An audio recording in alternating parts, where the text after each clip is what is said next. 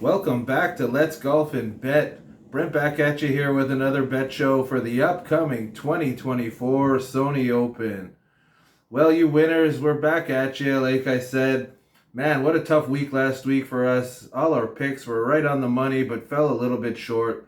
We had all the big guns out there. Our 6 picks finished within the top 15. And we also had Sahith just finishing a little bit short. What a heartbreaker. It's actually back-to-back years for me at the Century where I fell a little bit short. The bridesmaid, not the bride sort of kind of deal. Last year I had Morikawa. This year I had Thigala. You know, no harm done. We were all over the picks. Like I said, our 6 plays were in the top 15. We're in the mix. We're giving ourselves chances on Sunday to get it done. But it just fell a little bit short. Let's try to get back on the horse, our winning ways here at the Sony Open. You know, the field, it's 144 players, top 65, and ties make the cut. You know, headlined by Ludwig, Oberg, Matt Fitzpatrick, Brian Harman, Sahith Thigala back at it. You know, it's a pretty decent field for the Sony. Historical cut lines usually between -1 and -2. And -17 to -23 usually takes it. So it's not going to be as much of a birdie fest as last week, but you're still going to have to get that putter going really early and often. You know, the past champs we got here, last year, Siwoo Kim, we hit that one. Really happy. You know, I just remember watching it and seeing Siwoo chip in from behind 17 to hold off Hayden Buckley. Looked like Buckley had it, but Siwoo got it done for us. In years previous, Hideki Matsuyama has won. Kevin Na, Cam Smith, Matt Kuchar. You know, and 9 of the last 11 have teed it up at Kapalua. The 9 of the last 11 winners of this Sony Open teed up the week before. Not sure if that's because it's the top players in the world going at it, or if it's a little bit of a warm-up, getting 4 rounds in and being ready to go. You know, the course, we're at Wailea Golf and Country Club, established in 1927. It's a private track in Hawaii. It's beautiful, beautiful track. You know, we're stuck here in Canada just dreaming about Hawaii. It's, you know, the snow's coming down today, but it is what it is. We'll live the dreams through these PG guys for the next few months. We got Bermuda Grass.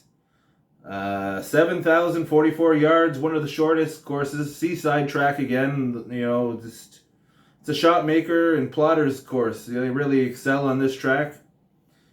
And one of the toughest fairways to hit on the PGA Tour. So driving accuracy is, you know, it's up there. Strokes gained off the tee, we got to be looking for those guys. But, you know, less than 50% of the field will hit the fairways here. And the rough is not too penal. So, you know, bomb and gouge, knock it up there. Try to stay out of the bush. Key stats we're looking at this week. We're looking for strokes gained off the tee, driving accuracy, strokes gained approach like all weeks, Bermuda green putters, some good wind players. You know, the wind usually is up on these seaside tracks. And I'm going to go into course history, past champs, recent form. That will go a long way this week, I truly believe. The weather here, looking pretty nice. There's some chance of Friday rain and some high winds throughout the week, which might make it a little bit dicey, but nothing too serious. We're going to jump in now to our power ranking best plays of the week, top 10 best power rankings. Number 1, we got at 22-1, Brian Harman. Just thinking of a guy who plots his way around a golf course, who finds fairways. Perfect setup for Brian. Number 2, at 15-1, Matt Fitzpatrick.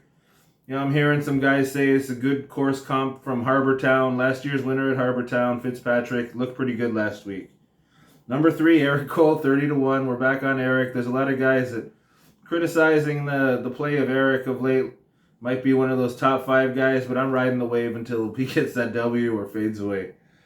Number 4, Corey Connors. I really like Corey this week. He jumped out on my page. At 30-1, we picked him up early Monday morning. I thought it was a great number. Like I say, he popped out. He's got great course history. Number 5, last week's winner, Chris Kirk, 30-1. Man, you know, it could be a la Lucas Glover last year and go back-to-back. You never know. He's in fine form. Number 6, speaking of Lucas Glover, 60-1. You know, it's a shot maker's course. He makes some putts. He should be hanging around. Number 7, Benny Ann, 43-1. Looked really sharp last week.